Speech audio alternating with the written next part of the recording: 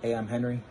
For years, I worked in the car industry as a car salesman, a finance manager, even worked in the mortgage industry.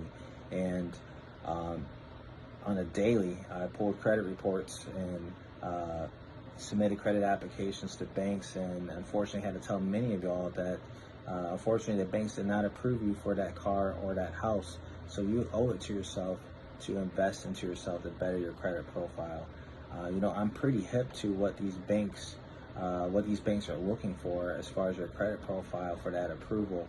And I took Todd's credit masterclass, and I was blown away by the shortcuts that could be taken, and that does not take years. It only takes a matter of months to get your credit profile to the right place so you can get you your dream car, to get you that house that you and your family needs.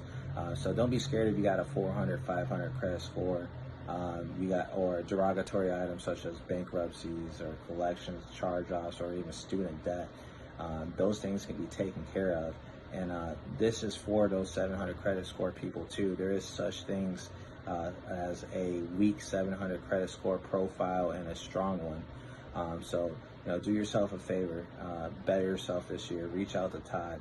Take that his credit masterclass, or take his credit repair service and reach out to him.